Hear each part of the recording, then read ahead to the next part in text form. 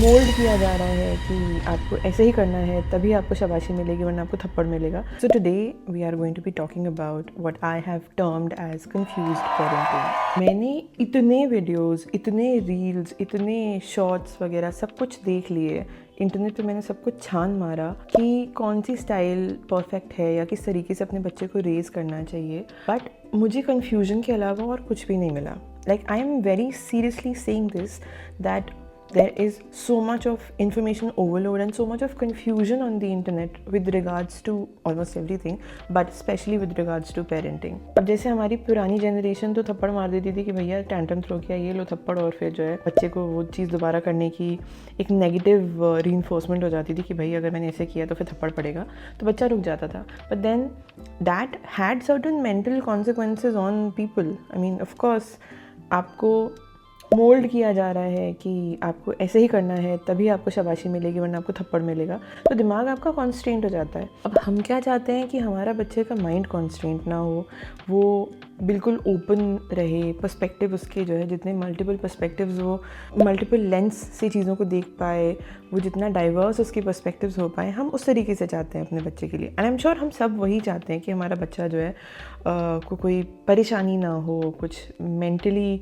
कोई स्ट्रेस ना हो, कोई ऐसी बात बच्चे के मन में ना चुभ के रह जाए या छुप के रह जाए जिससे कि उसको लॉन्ग टर्म इफ़ेक्ट्स हों, या बच्चा जब बड़ा हो जाए तो उसकी पर्सनैलिटी उस चीज़ की वजह से शेप अप हो in a negative manner. So we never want that kind of a thing to happen to any of our kids. इसलिए अब मुझे लगता है कि जैसे कृषा ने सपोजिटली अगर टैंट्रम थ्रो किया, which she started doing now, and it really gets me on the nerves a lot of times.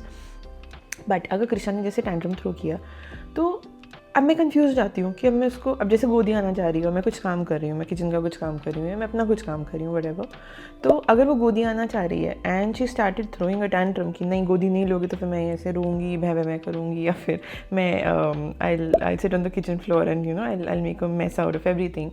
तो समटाइम्स आई थिंक कि अगर मैं उसकी सारी जिद मान लूँ तो भी उसके लॉन्ग टर्म इफेक्ट तो ये रहेगा कि भाई उसको लगेगा कि भाई ज़िंदगी में तो सब मेरी बात मानने के लिए बैठे हैं, तो कोई प्रॉब्लम ही नहीं है. एंड अगर मैं उसको रोता हुआ छोड़ दूँ तो वो मेरा दिल दिमाग गवारा नहीं करेगा, मेरा दिल गवारा नहीं करेगा कि मैं उसे रोता छोड़ दूँ.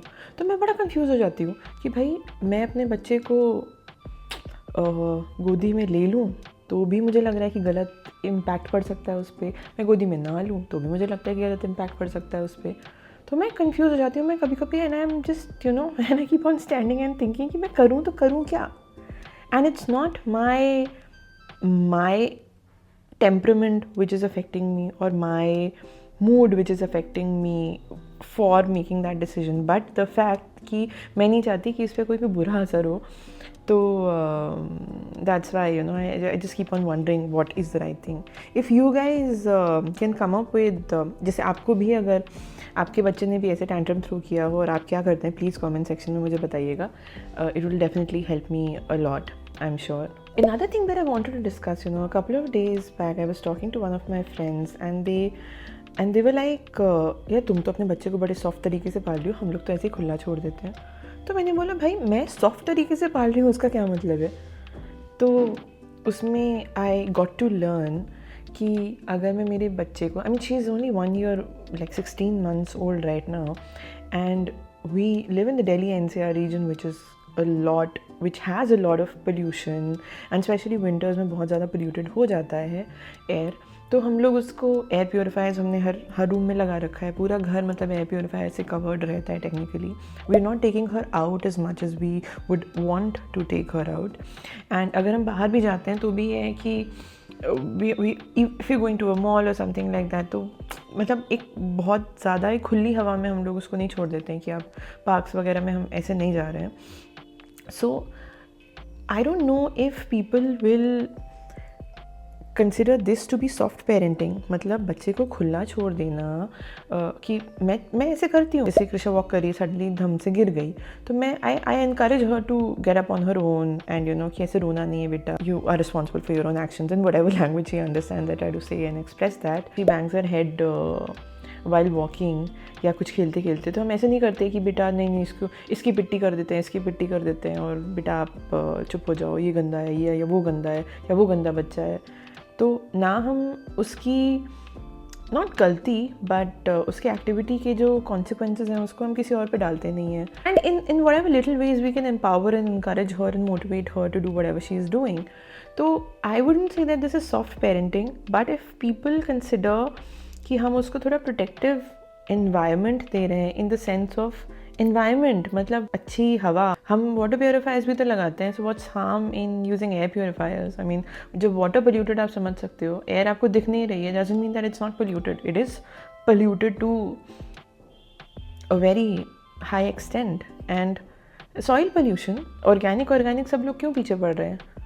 आप ऑर्गेनिक खाना खाना चाहते हो, आप साफ़ पानी पीना चाहते हो, अगर हम बच्चे को साफ़ हवा देना चाहते हैं, that does not make us soft parents, or does it? I mean, please, if you feel in a similar manner, please share this in the comments. I would love to know your thoughts. और ये सब बातें जो होती है ना, इससे मैं बड़ा कंफ्यूज हो जाती हूँ कि यार क्या मैं सच में सॉफ्ट बना रही हूँ अपने बच्चे को? क्या मेरी पेरेंटिंग स्टाइल सच में सॉफ्ट है?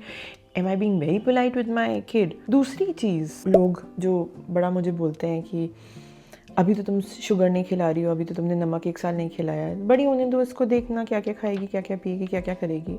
मैं अपने बच्चे को रिस्ट्रेन नहीं कर रही हूँ, बड़े होकर उसको जो करना है वो करेगी एंड मैं उसको रोकूंगी नहीं।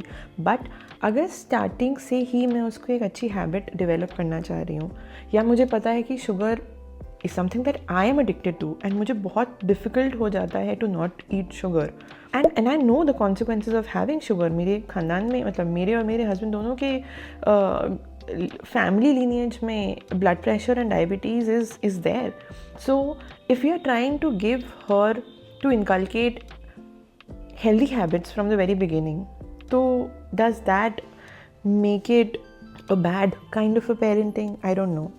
Even if it does, I mean, this is the way that I will be doing, and to each their own, simple as that. So even that was something जो कि मुझे बड़ा confusing लगता है कि मतलब ये कौन सी पेरेंटिंग स्टाइल है जिसमें मैं बच्चे को रोक रही हूँ कुछ चीज़ खाने से, मैं उसको खुशी देने से रोक रही हूँ। आइसक्रीम इज़ खुशी, चॉकलेट्स आर खुशी, आई नो दे आर खुशी फॉर मी ऑल्सो, बट 2-3 साल 4 साल की हो जाएगी, उसके बाद में जब स्कूल जाना शुरू करेगी, स्कूल्स में आजकल ब्रेकफास्ट में मफ़िन मिलता है, लंच में आपको कुछ डिज़र्ट मिलता है, केक का पीस मिलेगा या कुछ भी, burger, French fries. She is not had French fries till now. उसकी खुशी रोकना चाह रही हूँ, ये मुझे बात समझ में नहीं आती। So I am very confused about all of these things.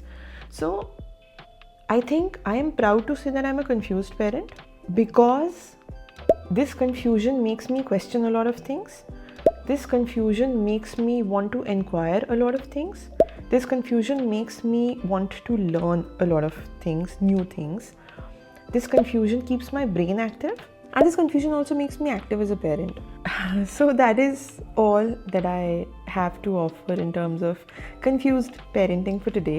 I would love to know your thoughts. Please मुझे बताइए कि आपकी पेरेंटिंग स्टाइल क्या है? Do you also resonate with the term that I've coined, confused parenting and confused parents? And let me know your thoughts. So thank you so much for watching, and please अगर आपको ये video पसंद आया हो तो please like कीजिएगा, subscribe कीजिएगा, and you can hit the bell icon so that you get notified every single time I post a video. Thank you so much, and bye bye.